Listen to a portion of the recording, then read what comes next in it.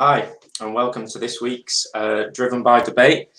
The topic today is going to be that age-old question, what's more important, creative or targeting? We're going to have a bit of a discussion about it as a team for about 15 minutes, and then we'll open up to questions as usual from the audience. So I have a few members of the team here today. So firstly, I'll let them all introduce themselves, but firstly we've got Alex. Hey, hello everyone. We've got Sophie. Hi everyone. We've got Liam. Hi guys. We've got Will. Hi everyone. And we've got Johnny. Hiya. Great. Nice introductions. I guess we'll just get straight into it, really. I think, firstly, it is a question that I often ask myself, but I think let's look at both sides of the argument first. So, firstly, to tee it up, what makes a great social ad? What makes someone want to click on it? I reckon from my point of view, people often forget like the basics, like the fundamental why you would want to buy any of their products. And if you feature that in your ad and you really focus and double down on that in your ad, you're onto a winner 9 times out of 10. But in terms of like other fundamentals, I think keeping it simple, making the brand present within that first sort of couple of seconds if you're using video, or making it present if it's in a static ad. And then also just making the product the focal point, which people often forget and can go a bit too brandy. Obviously, it depends on your objective, but we're talking about direct response and trying to sort of get someone to purchase. I think that's the way to go. Cool. Yeah, so for me, I think an ad needs to be, first of all, it needs to be memorable and it needs to stick out. If you consider like a user's point of view on social media, they're going to see like hundreds, if not thousands of ads a day. And it's not just ads you're competing with. It's, it's people's friends' posts of weddings, of, holidays. So it needs to be relevant to the user, and it also needs to stand out to them. And I think the key thing is, will they recall seeing that ad at a later date? Yeah, totally agree. I've always found just having a little bit of movement, however small that is, just sort of grabs your attention. And that, for me, as someone that I think everyone here has probably clicked on a social ad at some point, if there is that little bit of movement, it catches my eye. I'm much more likely to click on that, go through and buy something than if it's just kind of a static image. Yeah, I think it's good to have a mix though. I don't think you need to favor one over the other. Usually a combination of the two can often work a lot better than one in isolation. I found that with a lot of the clients we work on. Often when you use a mix and have sort of multiple variations at play, you usually get better performance. But I agree, movement can go a really long way. And I've noticed 9 times out of 10, if I have 3 formats, for example, like carousel, static, and then a video ad, if the video is absent from that mix, it can play a really sort of big part in a negative impact on performance, or you can tell that it's missing and you're missing something. But yeah, I'd agree. I think you also need to consider like the platform that it's on as well. What works on Facebook is not necessarily going to work on Pinterest or on TikTok. So, a good social ad is tailored to the platform that it's being served on and isn't just kind of copied across each platform. Yeah, you definitely see a lot of that. Yeah, just kind of uploading one size for everything, and it crops really strangely for the stories and the different placements. Yeah, agree with that. Classic example of that is TikTok. I would say that's probably the most unique in terms of like the creative offering, that the way you have to position creative on that platform. Having sort of used TikTok and on it quite regularly, you can instantly I've seen your dances, Yeah. Well, my dances, yeah, they're very good. No, in all seriousness, I think it's a very different sort of proposition, TikTok, in terms of the creative that's on that platform. And in order to sort of blend into it, you need to take a very specific approach to it. And sometimes it's like the user generated sort of almost looks like it's not an ad. Seems to be the best ads that are on TikTok, or the ones that I've come across.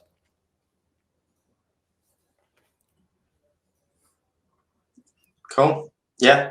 And I think, so obviously that's everything that goes into making a really great ad. But what would you say are the benefits of focusing more on the creative over the targeting? I think like when you look at it from a pure like marketing point of view, a good creative can create a connection between the customer and the brand. So this can be done in like many different ways. But for example, if you're talking like a brand awareness stage with effective storytelling, that like kind of portrays your brand image and how you want your brand to be perceived, that can help create the relationship with a customer and that brand affinity.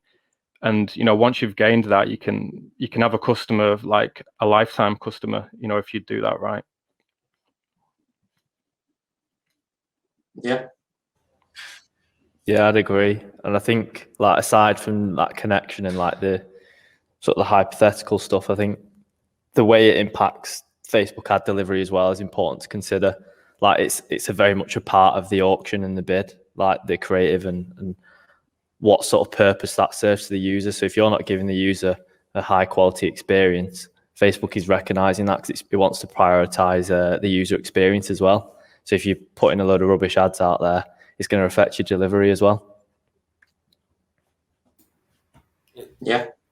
I think what I'd say is when you get kind of a plan of focusing on that creative, you can start that at each point of the journey and obviously make that coherent set of touch points. It's not just kind of throwing everything at the wall and seeing what sticks. If you have that kind of coherent plan, you can make sure that the journey is the start, thought through from start to finish.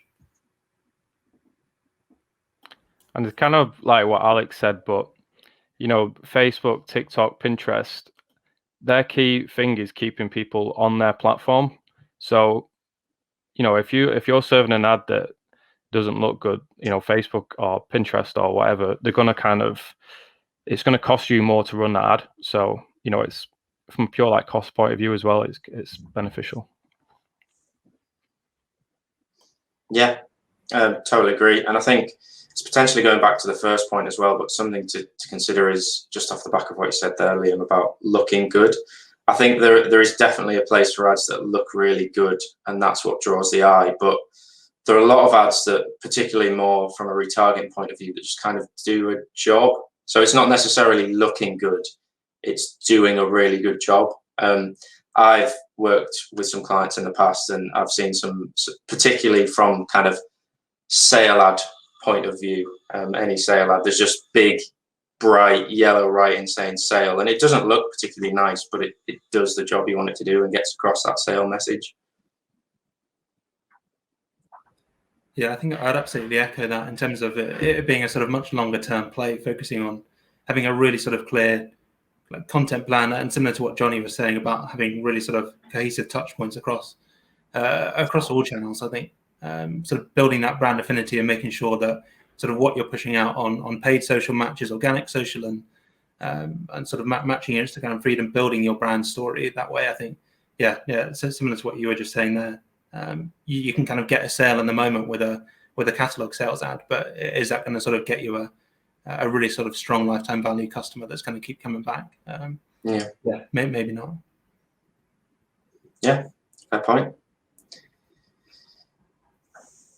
Cool. So now to kind of look at the other side, so to start focusing more on the targeting,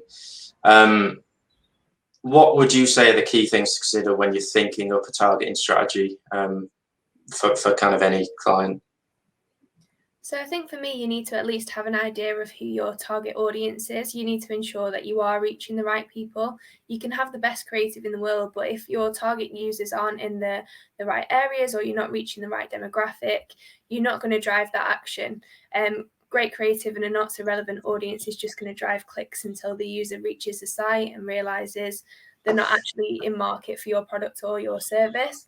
I think that's particularly true of conversion campaigns. I think awareness campaigns is slightly different. You do want to reach those new audiences and convince people to come and have a look at your brand and buy your products and services. But I think particularly for conversion campaigns, targeting the right users is the right way to go and is the key to a successful campaign.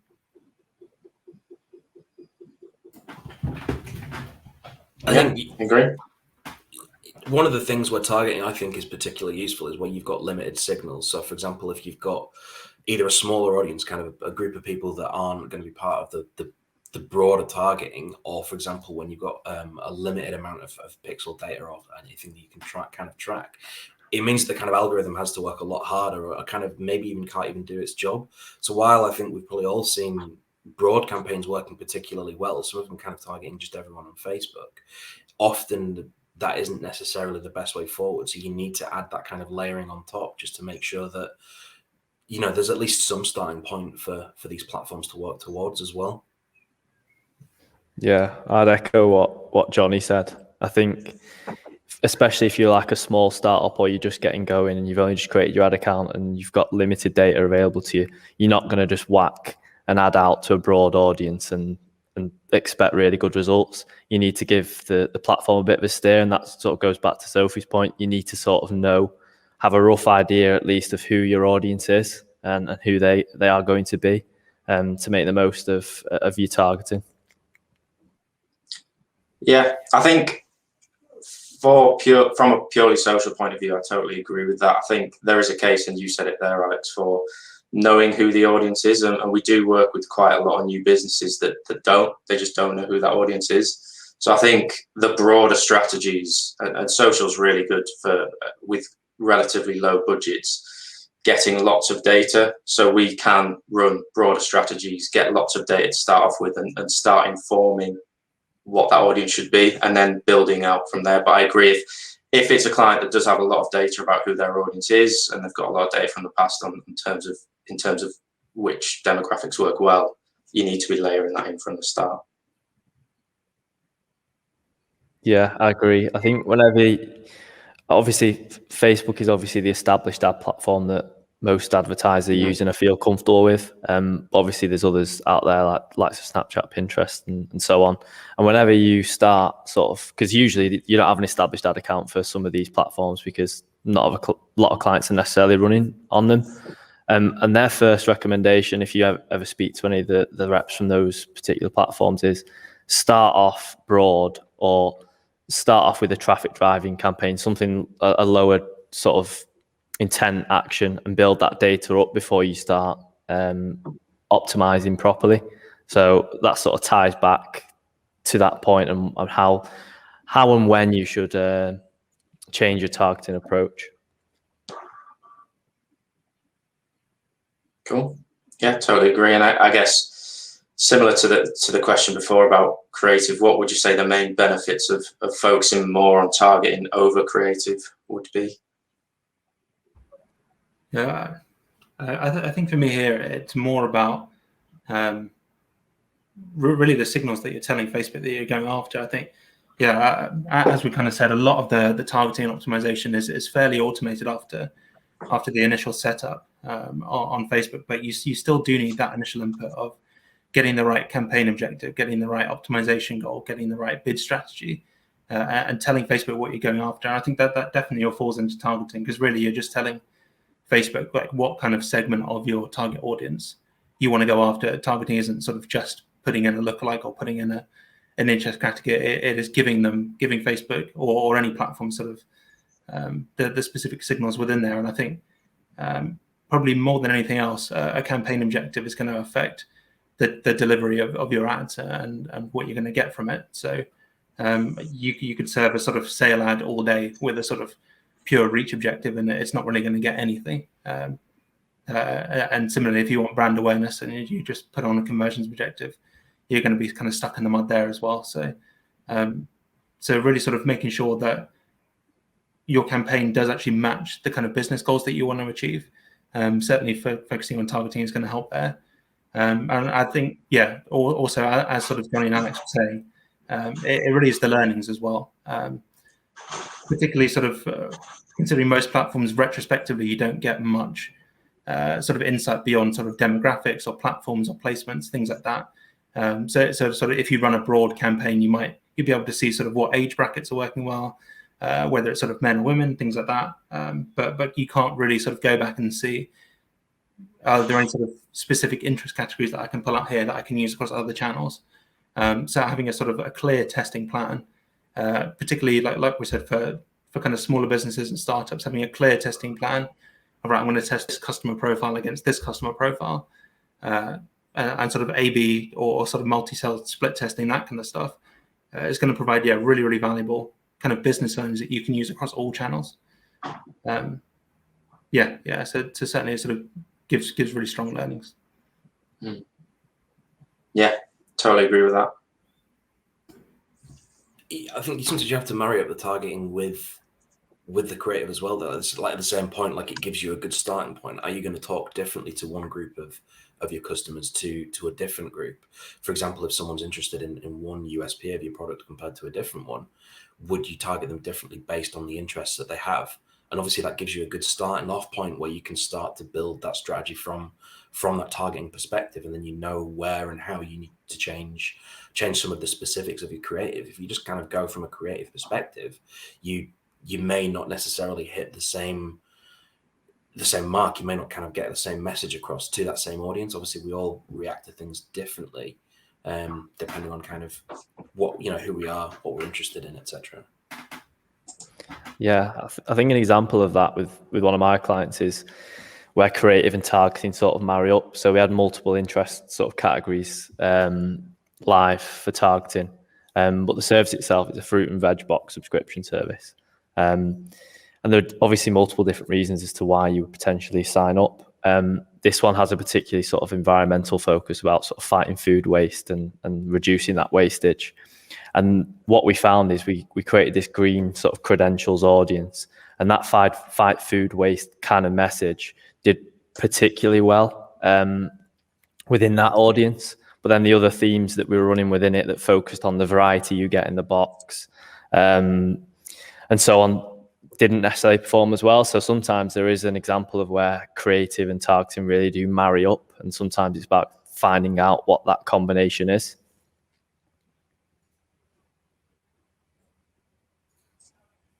Yeah, all really good points. And I guess now, kind of to try and get a conclusion out of this debate, which do you think is more important, creative or targeting? I would lean towards the creative if I had to pick. I think both are equally, well, they need to complement each other, and they're equally important. And I take Will's point on board that if you categorize like objective and optimization into targeting as a mix, I would 100% I think say targeting. But if we're just talking purely on audience identification, I think the creative is probably more important, especially given how clever Facebook can be now with the data as it has it at its disposal. Obviously, with these big companies that have loads of data and learnings that are flowing through their ad accounts and pixels, that can be really sort of powerful. And Facebook can use a really broad audience. But I think a good ad with below par targeting can go a longer way than poor creative to a relevant audience. But there's loads of different sort of things that we've discussed throughout this whole debate that sort of impact that. The big one being obviously, with Will's point, if optimization comes into that and your objective selection comes into targeting, 100% targeting. Yeah, I think I'm with Alex on that one. I think the creative, if you did have to choose one, it would be the creative for me. And when I think about like my experience on social media, I do see a lot of tailored ads to me in a day, that do reflect my, spending habits or browsing history or whatever. But like, how many of them do I actually remember at the end of the day? I'm not too sure. So I think, there is a lot of businesses doing the targeting right, but I'm not sure how many are doing the creative right. And, the ones that stick out at the end of the day for me are the ones that kind of stand out creatively. I think for me, they're both as important as each other, so I'm a bit of a fence sitter. I just don't think there's point in producing a poor piece of creative to the right audience, or vice versa, showing an amazing piece of creative to the wrong audience. I quite often get served with Gucci ads, but there's not a chance I'm going to go on and buy something from Gucci. I think they've done the creative right because I always remember it, but I don't think they've quite got that targeting right. And if you think about how sort of the winner of the auction is determined to get to that total value, there's obviously the three main factors. You've got the bid, then you've got estimated action rates, which is obviously down to targeting, so reaching those people who are likely to do the desired outcome of your objective, and then ad quality as well. So if you've got a poor piece of creative, you're going to struggle to win that auction. So I think they basically go hand in hand with each other.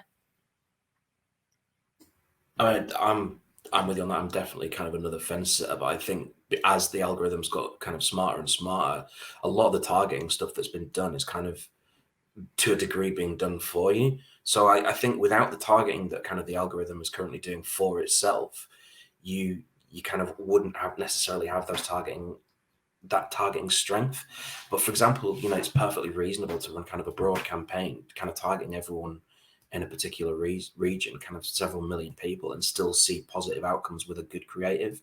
I mean, obviously there's limitations on that. It has to be kind of the right product, kind of the right ad at the right time, etc. But obviously, it does still work and can still work in certain circumstances, and that's only going to get stronger as the algorithm gets better and gets kind of more clued in with more data signals as well. But I think that's kind of part of the targeting as well. Like, you have to have that targeting as part of kind of, it's still algorithm, even though we're not necessarily impacting that directly ourselves with any of the audiences available to us. Yeah, I think if you'd have asked us this question a couple of years ago, maybe a bit longer, when, like as Johnny said, that algorithm wasn't as developed as it is now, you would probably have said 100% targeting. But now, as it's sort of edging that way, sort of moving, I always compare it to like smart bidding in a way, but it's not, but it kind of is. It's like it's putting more control in the machine, but I think we've still got to guide it in the right direction. At the minute anyway. Maybe in 10 years' time, robots will be doing my job.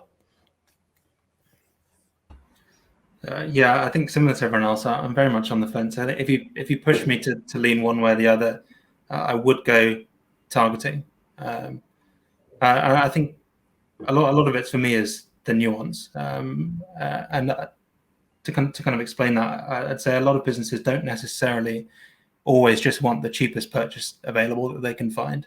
And actually sort of over sort of a 3, 5, 10-year plan for a business, you don't always necessarily want that cheapest customer, and you want to have a more curated approach to the kind of long-term customer that you're getting. So I think a sort of common example of that we come up against is sort of within fashion retail. There's a lot of customers out there who will sort of focus on sale periods and go after discounts, and essentially sort of discount shoppers which sort of during those sale periods is absolutely sort of fine to target them and sort of take that low hanging fruit. But not every sort of fashion brand wants to be associated as a sale brand, and might actually want to go for a slightly higher cost per purchase, but get a sort of more solid customer that matches their values. And I think that's kind of the nuance that Facebook or any sort of algorithm might struggle to understand, and where sort of a bit more sort of manual testing and sort of manual interpretation is going to come in. But yeah, sort of I completely agree with everyone else's points that it absolutely needs to be both, because without sort of good creative, you're never gonna get flying. Cool. And I agree with everyone's points there. I think it is a mixture of both in reality. But if you absolutely had to choose one, I'm going to ask everyone here. Everyone needs to give an answer. What would it be? I think if you're including optimization and objective as part of targeting, just one. I can't, Tom. I'm sorry, I really can't. if you force me on that, I can't decide. But if you include Will's point about optimization objective, it would probably be application. It would be creative. There we go. Creative. Solid creative from Alex. Who else wants to weigh in? I'm going to go against the grain from my normal answers and just give a really simple one. Creative. Just like Oh, yeah. that creative. Yeah, I'll get off the fence and I'll say creative as well. I'd actually say targeting, because I think if you have a look at DPA campaigns and how successful they are, there's not an ounce of branding on them. It's very plain background. Only if you put borders around, you can obviously have a bit of branding in there, but they're so effective at driving sales. I think you've got to go targeting for me. Yeah, same for me, targeting. Quite a nice split, which I guess reflects how hard the answer is, really. If gun to my head, I would say creative, but like all the points made before, it's definitely a mixture of the two. They're both very important. Cool. Well, that's kind of all the conversation we had. So we're going to open it up to questions now. We've actually had a few coming through as we've been talking. So I'll dive right in. There's a few questions here. So the first one is, what's the best creative you've ever seen?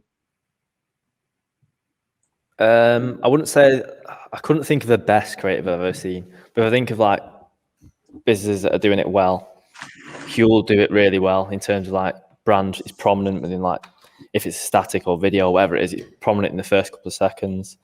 They keep it really simple. It's product focused. It focuses on the why you would want to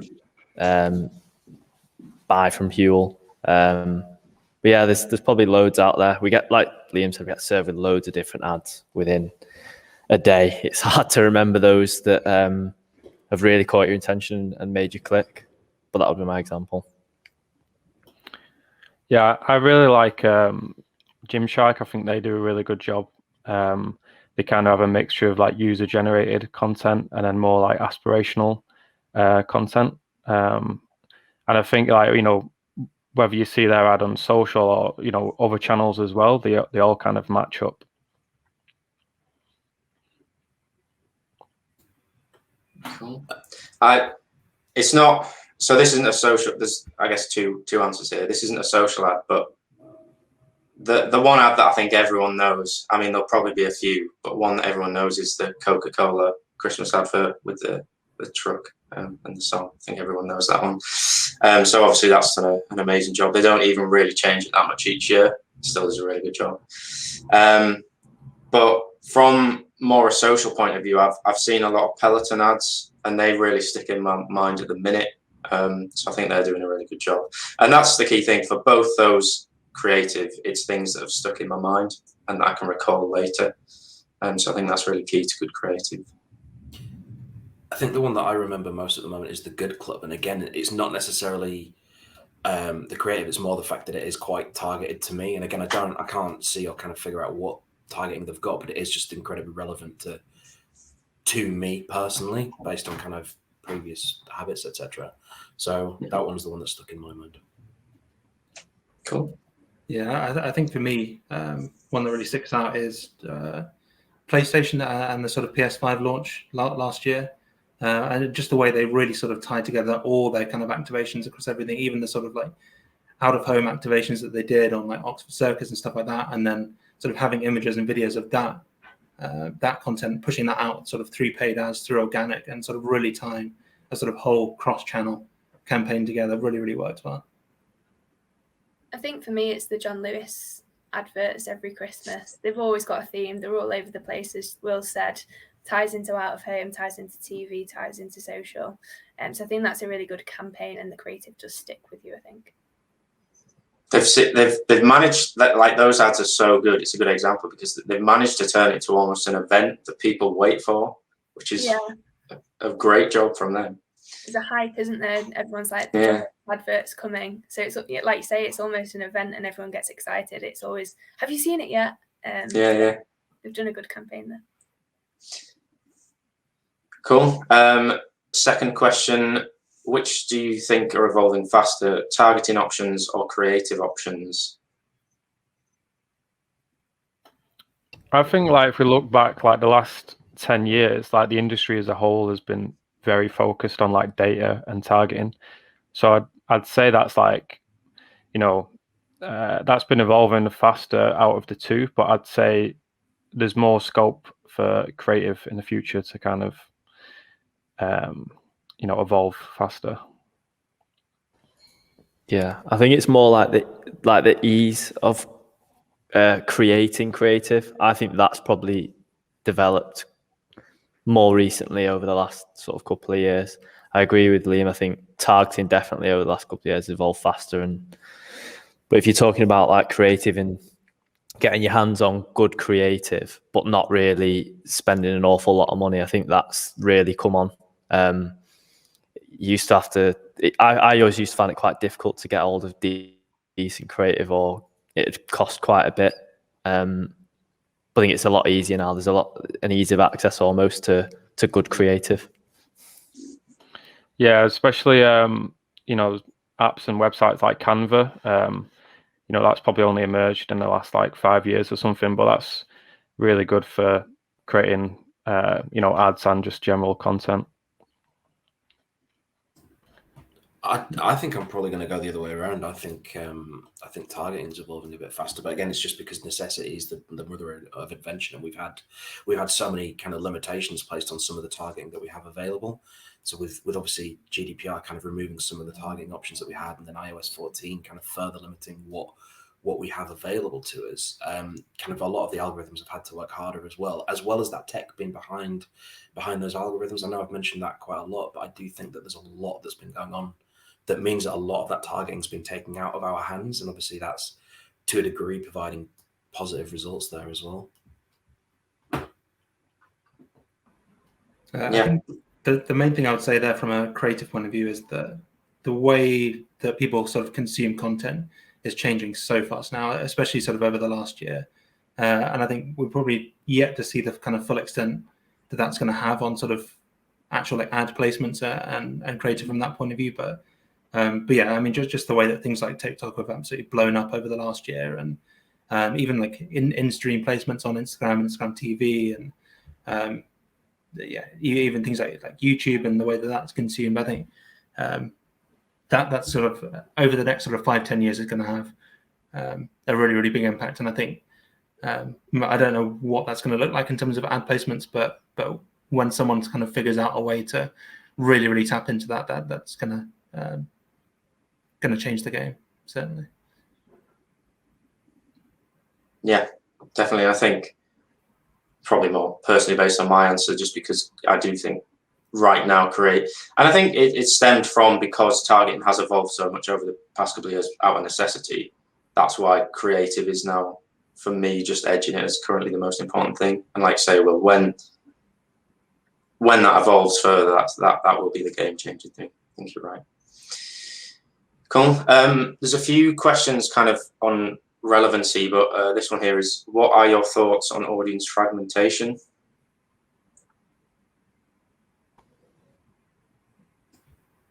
I try and avoid it wherever I can. You've got the options of. By that, do you mean? Oh.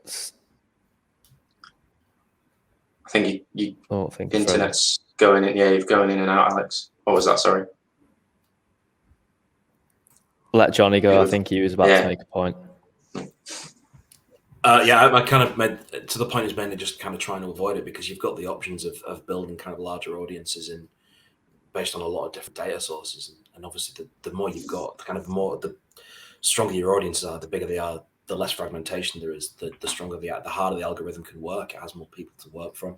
So I would personally try and avoid audience fragmentation kind of at all costs. Yeah, and I think, sorry, I interrupted someone there. And all I was going to say is I'd absolutely agree with that. And I think for me, sort of, I would only ever split audiences if there was a specific reason to. For example, is there sort of distinct messaging that I want to serve to two distinct groups? Or is there a sort of specific test that I want to run, sort of this lookalike against this one, and sort of to see what works better to serve a specific kind of business goal? But other than that, if it's going to be sort of the same messaging, then definitely sort of keep it together. Yeah, I totally agree with that last one. I think because the targeting has evolved so much over the past couple of years, there's less need to. In fact, it actually harms the performance of most campaigns if you do go too granular. There definitely was a focus a couple of years ago to be really relevant. But the way I think about it is the relevancy will probably increase the click-through rate, so the number of people that are clicking on the ads. But to get to sort of outweigh the drop in performance you're going to get from going as granular as you go and it not being able to move the budgets as freely as it could do, you're going to have to increase that click-through rate by a much bigger percentage than you're actually going to be able to do in reality. So I don't think it's as much of an issue as it used to be. The way I would do it, or the way I do it with certain clients, is where we'll have like a consolidated interests audience, but over time we'll have tested individual ad sets. So if I wanted to test, for example, I don't know, food enthusiasts in one, I'd just test to see if that works first, and then I might add it to a broader interests audience because I know it works. But that's a good way around it. So you're not losing sort of the ability to test these things, because often, especially with Facebook, you could consolidate a load of interests and you actually don't know which one within that is performing and which one isn't. So if you test them individually before putting them into this consolidated interest audience, you can get an understanding then of what's working and what's not working. Yeah, totally agree. Sorry, just gonna have to move on, just conscious of time. So the final question we've got here is, how do you feel about the signal ads, where they were showing the targeting methods they were using on Facebook and Instagram? And then kind of the second part of that is, and how do you feel about Facebook banning them? So just for anyone in the audience that doesn't know, these were the ads that it was just loads of text, and it was basically pulling out the specific details that Facebook knew about you in the targeting. So it said basically, we are targeting you because you are interested in X. And sort of really granular things like that. I think it's bold. I don't think it was wrong. I mean, they probably were more explicit in describing why they were in their audience, but you can click on the three dots on Facebook in particular and Instagram, the three dots in the top right corner of an ad, and you can click the button, why am I seeing this ad, and it will tell you. So that information is available to people, but by making it more explicit and saying, listen, you fall into this category and this is why we're targeting you, I think there's potential for it to backfire, because some people are really bothered about their privacy and their data. But it gets people talking, I suppose, and it made it noteworthy. But would I want to use that kind of tactic for ads I was running? Probably not. Just because I think it would have more backlash than it would have positive. Yeah, I think you're right. It's bold, and you're right. People are talking about it. We're talking about it now. So overall, I think it was a really good strategy, but it has sort of opened a can of worms. And obviously, with Facebook banning them, which is probably for them the best thing that Facebook could have done, because then it sort of got blown out of all proportion. But yeah, you're right. A lot of people are very protective about the data, and I think it just served to scare a lot more people than it would have done. It's a much more long-term strategy. In the short term, I doubt many people actually clicked on those ads and went through the site, which obviously isn't what they were for, but yeah.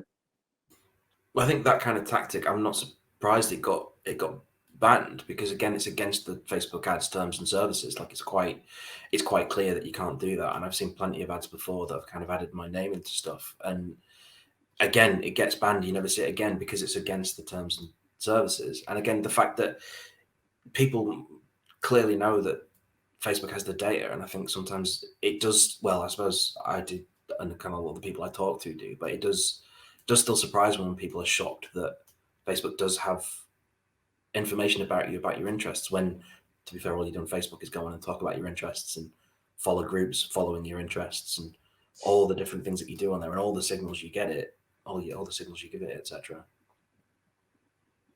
I think that there's an opportunity as well for like the platforms and maybe like us as an industry to kind of educate people about like the data we hold on them, and it's not like a bad thing that Facebook has this data. You know, yeah, they'll show ads based on your interests, but at the end of the day, it's kind of better than seeing ads that have like no relevance to the user whatsoever.